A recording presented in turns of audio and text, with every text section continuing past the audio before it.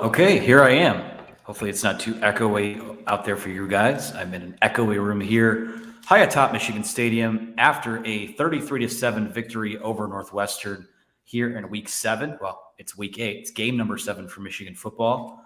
Wolverines stay undefeated, coming out of a bye week. There was definitely some rust there early on. And I think as we get this show started off here, and again, I'm your host, Anthony Broom, of thewolverine.com. You can follow me on Twitter at Anthony T. Broom. Follow the website. We're everywhere on the socials. Hit subscribe on the YouTube.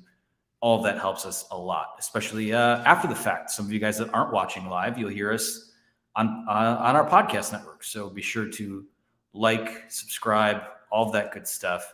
Now that the housekeeping is out of the way, welcome from one of the camera rooms here above, for those of you watching live, above Michigan Stadium. I think the best way I would describe the game is a saying that we've heard from Jim Harbaugh before, is that meat was left on the bone. There was a lot of potential left on the table and in this game on Saturday afternoon. And you know what? Coming out of a bye week, that's fine. I think to put some stuff on film to emphasize heading into one of the biggest weeks of the Michigan State rivalry in the history of that series is critical. A lot to focus on this week. But you know what? As I sit here and we'll talk about it, and again, we'll take your questions from Twitter. We'll take them from YouTube. We'll go through the stats. Whatever's on your mind, we will hit it over the next 25 to 30 minutes or so. But the immediate reaction is, I'm glad that we waited a little bit to do this. Obviously, we had to be downstairs doing press conferences and tending to some of that post-game stuff, because while that was happening, we got to watch the end of whatever the hell that Penn State-Illinois game was. Penn State loses 20-18, question mark. What kind of score is that? In 9 overtimes. We're not going to recap that game. Let me just say this. I'm happy that Michigan isn't Penn State today, because Penn State also had a bye week. Penn State also had some things they needed to clean up over the last couple of weeks. And they came out and, they took a dump on the field. That's a bad loss. It's a really bad loss. And now you're Penn State. You have 2 losses in conference. You have to go to Ohio State next week. We've talked about how this final weekend's worth of games in the month of October are going to be playoff games, elimination games, whatever you want to call them, in the Big Ten East. I think Penn State's out because they're going to lose next weekend. So you can get that. You can shoot them right out of the Big Ten East race. Michigan and Michigan State are going into next weekend at 7-0. That is, for what my money's worth, we'll talk about that game later, but for what my money's worth, in the short term and the long term, probably the biggest game those two teams have ever played, especially in the modern era here. So let's talk about Northwestern. I want to go through the stats first. So let me bring that screen up here so you guys can follow along with me here. This game, Michigan, again, this is a pretty casual blowout for them, 33-7, and honestly, it was 10-7 at the half. I didn't ever really feel like Michigan was in danger of losing this football game, but obviously some of those offensive possessions at the end of the half, you could take those and set them on fire, burn the tape, take a sledgehammer to them, whatever it is, because I don't think there's anything you can learn from that. Just don't get too cute in the end, in the red zone is really what that boils down to. There was an emphasis today on hitting these passes outside the numbers and getting guys out in space. And it just, after a while, and credit Northwestern, especially on some of the deep throws. Brandon Joseph is a guy who's probably going to be like a 2nd or 3rd round pick in the NFL. I'm not too worried about the fact that those deep shots weren't there. I don't think that's really a Cade McNamara thing. I think one of them you can make the case was, I think the second one, they went back-to-back on those deep passes in the first half. I think the second one, maybe he's a little more culpable for, but at one point in this game, let's go through the game stats right now. So you look at this box score, Michigan led 10-7 at the half. This reads as a dominant Michigan victory, 457 yards of total offense, 163 yards passing, 294 yards on the ground, just a casually, just ho-hum, 294 yards, 54 carries, 5.4 yards per pop. Nothing to see there. Just another day at the office for those guys. 28 first downs to 10 for Northwestern. They were 12 for 20 on 3rd down. ran 86 plays in this game. God, that's crazy. You think 86 plays and they're putting up 50, 60 points like a Big 12 offense would. But 5.3 yards per play, not too crazy about that when you run that many plays. 5 for 7 in the red zone. Again, 2 of those were just ugly stuff, especially the Mike Sainristil still fumble. Left some meat on the bone, left some opportunities down there today. Just getting too cute. I mean, this is when you're in those third and goal, 3rd and 2, 3rd and 3, whatever it is. I'd rather let's not get too cute with the jet sweeps and things like that. How about Hassan Haskins or a steady diet of Blake Corum or something, a quick slant? Yeah, not crazy about that. But time of possession, basically 40-20 in favor of Michigan. Both teams had a pair of turnovers, so that's not a net gain or a loss for anyone. Michigan fumbled twice, lost 2 fumbles, only 1 sack. Kind of surprised by that, and 4 tackles for loss for Michigan. So that's a rundown of what the box score looked like in this game. Something that I'm just going to go through kind of these notes I have right here as we move along here. Play calling.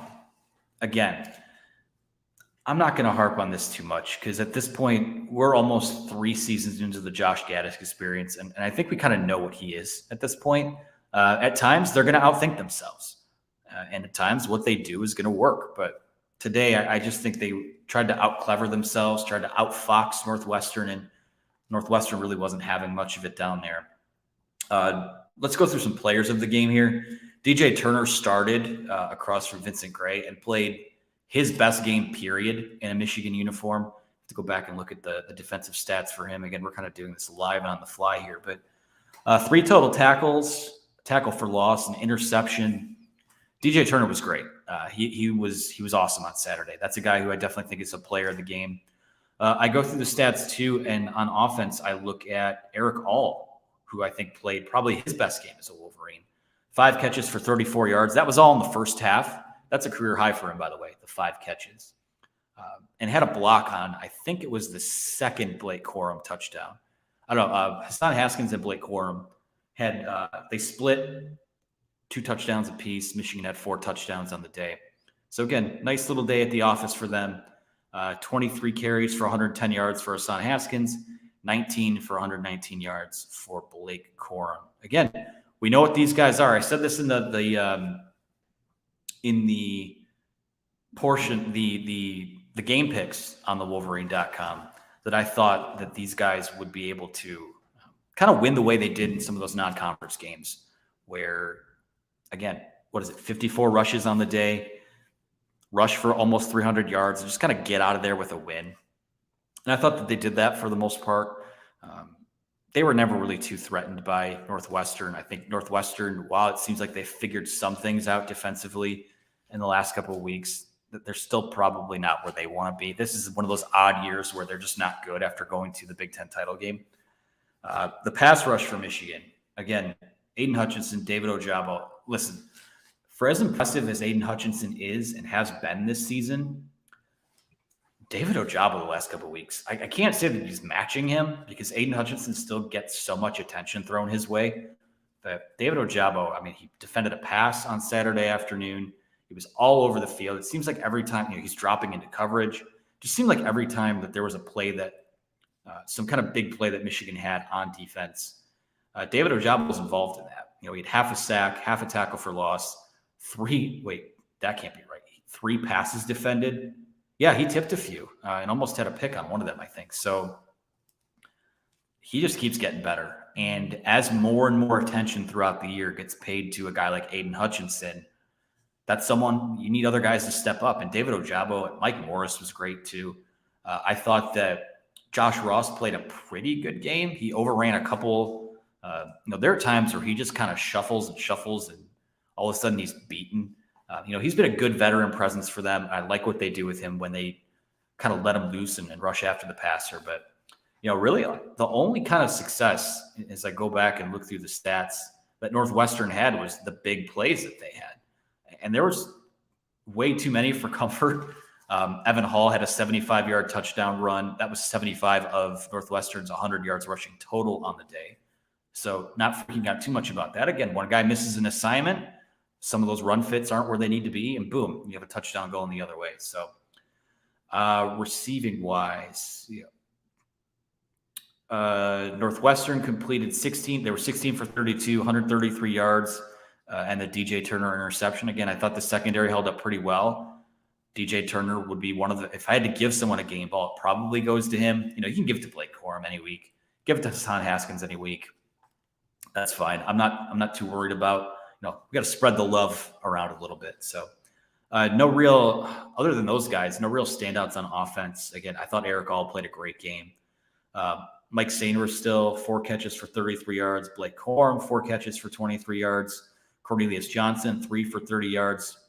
Something offensively that we saw was a little more emphasis. We saw those jet sweeps and some of those types of things come back. I think that's going to be something we see a little bit more of moving forward for them.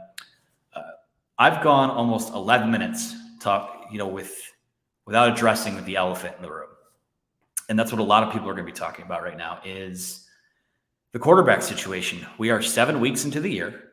And again, Cade McNamara has done, it's funny because we talked to Jim Harbaugh in these post-game press conferences and people will question, the passing game didn't look great. What did you think about the passing game today? And left points on the field. And he's like confused by that because they've still found a way to put points on the board.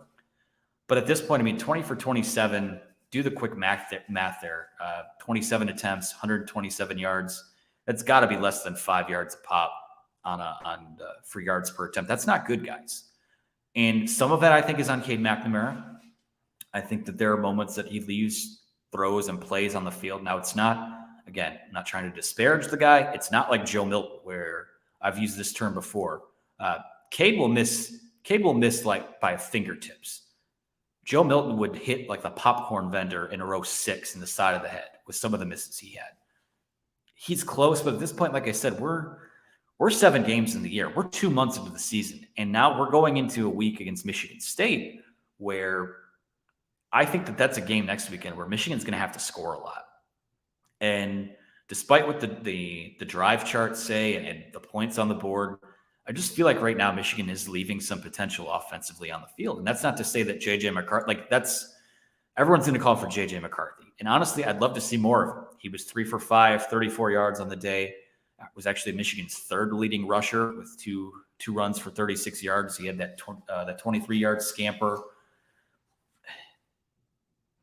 This is tough because on one hand, I think what Cade McNamara's box scores look like are very indicative of the type of games that are being called for him by his offensive coordinator.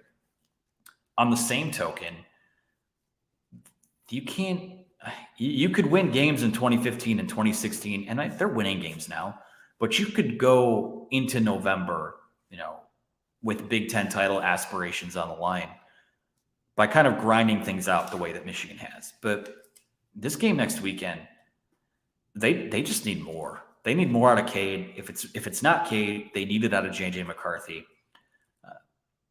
It goes twofold because on one hand, if you're not confident that your quarterback can make throws, make plays down the field, and you're handcuffing him and you're throwing him in an offense where you're not asking him to do much, you're going to lean on the run game, then assuming the freshman is ready, I think that J.J. McCarthy's ready to play. I won't play the what-if game there. If he wasn't ready to play, he wouldn't be playing meaningful snaps in football games, period. If this is what you're going to do, where we want to be safe with the quarterbacks, we want to lean on the run game, we need our guys to make a throw when it presents itself, you can make the argument that you can and should be doing that with J.J. McCarthy out there. Because there's no, and this is a staff too, this is twofold. This is a staff that needs to win football games. On the same token, have you capped off what the potential of your team is by going 2 months by being mostly conservative throughout the year? And that's not like there's this narrative out there that Michigan State has been more explosive offensively than Michigan has. I think they both stack up pretty favorably. I don't have the tweet up in front of me, but in terms of big plays and plays down the field, I actually think it's closer than a lot of people think. But it seems like when Michigan plays against a good defense, that what the ceiling of what they can be is much lower. And on, to play devil's advocate, the floor is probably much lower too, that if you put the younger guy in there. But at this point, the time for auditions are over. Like, these are the guys. This is the guy. Cade McNamara will be the guy that starts at quarterback next week. And I would expect that J.J. McCarthy, unless they have this grand plan behind the scenes where they're rubbing their hands behind the scenes and, yes, here we go. We've got it. We're going to unleash our secret weapon against Michigan State.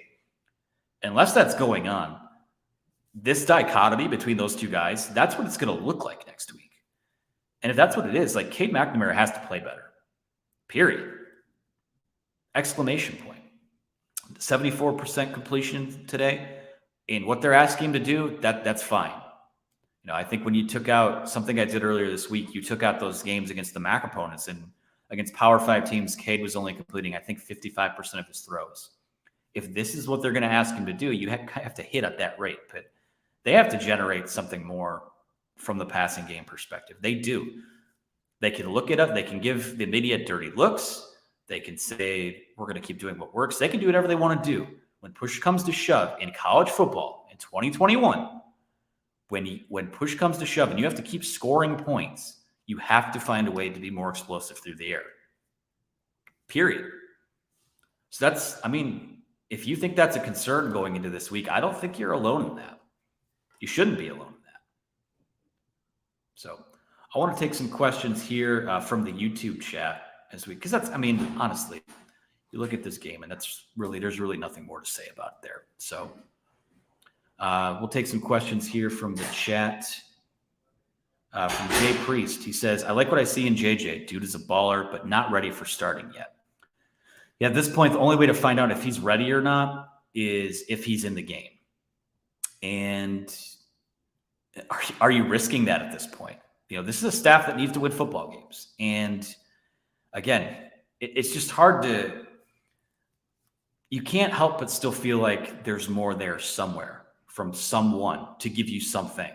Because, calling a spade, and I know that people watching this, people watching this are Michigan fans, and everyone here involved in this show right now wants to see them succeed and do well. But let's lay out some of the future scenarios.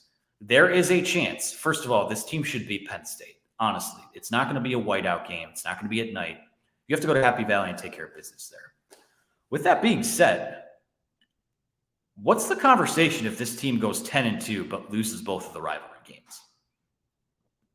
This is where I feel like, and this isn't really a Cade or JJ thing. This is a team. This is a program thing.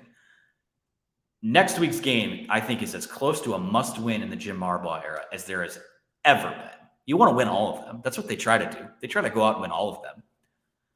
But is this team ready yet? I don't. And people will say, oh, Michigan State's overrated. They haven't played anyone. You know what? Remove your fandom for a second. Look at the resumes of both of those teams and the teams they've played. This is the Spider-Man meme. The Spider-Men pointing at each other. This rivalry is that incarnate. So, yeah, I don't know. JJ, I would love to see them peel that back with him a little bit more.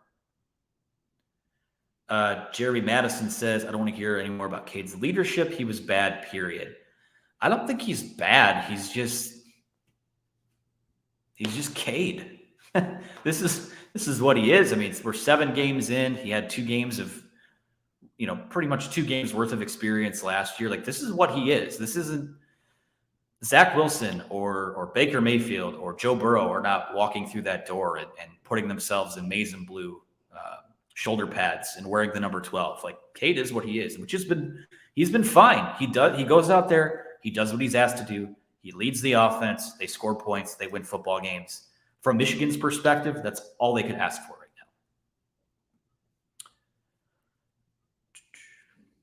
now. D. Brown is calling a shot. He says this team won't lose a Big Ten game this year. Book it. I'm guessing that means they run the table. They beat Ohio State too, which means they're going to the playoff. And he's calling a shot there. There's a lot of work to do before then. A lot of work to do before we start talking about that. Can they just not lose a game next week? Can they win a game next weekend? That's my biggest question right now. And Again, it's exciting. I mean, there are people who are probably terrified of what that Michigan State game could look like next weekend. Listen, I've said for years, if you're someone who's a Michigan fan, obviously you want to beat the tar out of Michigan State. You don't ever want to lose a game to them. You don't want it to be competitive. You want to run the state. You want to be the de facto leaders and best. See what I did there? In the state. It's so awesome that this is like an Iron Bowl type game that's going to be in the state of Michigan. As a football fan, that's something that should kind of excite everyone. I'm excited for it. Hope they win, because that's better for us, better for business, better for the chats that we have here. But yeah, Mal says, "Hey man, I would take Shea over Cade anytime." That might be a content idea for this week. I'd love to go back and check out how those two compare through however many starts they've made with each other. So let's see if we can get some other questions in here. Morgan H says, "What's up?" Welcome, Morgan. Hope you enjoyed the game. Would love to hear where some of you guys were watching from today. Also, while you're here, there's 85 of you at 5 o'clock, 5:07 on a Saturday, as we're here live on the YouTube channel. Again, you'll also be able to hear us wherever you get your podcast after the fact. There's 89 of you here now as we're watching live. Hit that subscribe button below. Do us a favor. Hit like, hit subscribe. It helps push us up in the algorithm. It helps us from a business perspective. It helps us put us in your feed more often. So if you'd like to see this face more, I don't know who would, but I hope you do here. Go ahead and help us out with a subscribe and a like. Morgan says, "Love the game from Riverside, California. Love it. Coast to coast with the maize and blue." Malik Will says, "Michigan is going all the way this year." Guadalupe Gonzalez, watching the game in Austin, Texas. Go blue. Mal says, "Shea would be 7-0 right now too." I actually don't disagree with that. I don't disagree with that one. Shea virtually, from Antoine Johnson. Shea virtually would have the same stats. Sorry, there's a lot going on here. Shea virtually would have the same stats. Shea is nothing but Cade all over again. Frees up and misses the big plays down the field. Okay, yeah. I don't know what to... Clayton Safey of the Wolverine is here. Says, "Let's go A&B." Hello, Clayton. Clayton works very hard. The team at the Wolverine work incredibly hard. So happy to be here. So honored and blessed to be here. Jay Priest says, "Harbaugh should have played JJ for the whole fourth quarter at least. The game was won by the middle of the third quarter. There was no need for the starters to still be on the field." Yeah, I would have liked to see more of him in the second half. Also, Blake Corum was playing pretty late into the fourth quarter as well. Don't really need to see that either. That's kind of scary, honestly. Don't want to tempt fate there. Some other takeaways I had. Michigan needs its starting guards back next week. Those guys were no Trevor Keegan today. I don't remember seeing Zach Zinter, but it was mostly Chuck Filiaga and Carson Barnhart. And I thought they did a pretty good job at Nebraska doing what they did. But honestly, Michigan needs to be at full strength on the offensive line, because they're getting by right now and they're playing well. I mean, when you run the ball as well as Michigan has, that's a team thing. That's a team stat. That's, symbolic of guys taking care of their business, but they need to be healthy next week, because that is an MSU front that I think is a little bit better than people are giving them credit for. You know what I don't like to see? This is in the trusty notebook too. I don't like seeing 16-play, 55-yard drives end in field goals. And Michigan made that one to go up 10-0, I think sometime near the end of the second quarter. But you come back, I think it may have been 4th and 2 that happened on, but you come back, Northwestern hits you the next play. Talk about how quickly being explosive on offense can change a game when you need to respond. And I'm not just saying, like, Northwestern isn't Ohio State, but to come back from something like that where you have to settle for a field goal and the next team gets you for 75 yards on the next play. I don't love that.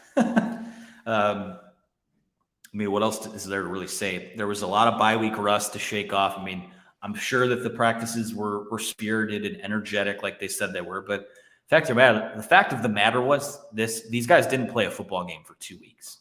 So, good to get that on film. Good to bang pads with other people. for the first time in a couple of weeks. That helps as well. They're going to be. Here's the one thing I'll say, and I think we're going to kind of start closing things down here. And again, get some questions in here. Love to read them. Love to get them before we get out of the show here. This team's going to be ready to play next week. I don't really foresee a scenario where they don't get off the bus and they look like the deer in the headlights and aren't ready to go and get punched in the mouth. I don't think that's going to happen. This is a very self-aware football team. This is a very petty football team. And this is a group of guys that most of this team was on the roster last year. They remember what happened. They will internalize that. They will use that. I'm sure that this is going to be probably, I wouldn't be surprised. And again, we talk to people inside the building whenever we can, but I wouldn't be surprised if this is one of the best weeks of practice they have all year. And I do expect some wrinkles next week. Today was kind of vanilla. Today was a vanilla game. I didn't think they showed a ton offensively. Defensively, they weren't really emptying out the bag of tricks either. Northwestern hit them for some big plays. And like you said, Michigan State does the big play really well. A lot of their touchdowns have come from that. But we can talk about Michigan State next week. Next week is next week. Any other final thoughts we might have before we get out of the Northwestern podcast here? Talked about Eric All. Yeah, I think I'm pretty much good. So you know what? I think that'll do it here. So what we're going to do is wrap it up. Again, thank you everyone for watching. It means the world to us. Before we get out of here, please hit like on the video, subscribe on the YouTube channel, go to the Wolverine.com, our podcast feed for subscribe, leave a positive review, tell us what we can do better, open to feedback. This site belongs to you as much as it belongs to us. So we want to give you the best pre and post game content we possibly can. So you can follow me on Twitter at Anthony T. Broom. There's a T in the middle. Follow me on Twitter at Anthony T. Broom. Appreciate your guys' time here on a Saturday. Michigan wins 33-7, 7-0. 7-0 is a good feeling. So sets up the first top 10 matchup between Michigan State and Michigan since 1964. Two teams are at their highest rank. So Michigan State off this week. I'm sure they watched what happened Saturday. Big week for both teams. Thanks for listening. We'll talk to you again soon.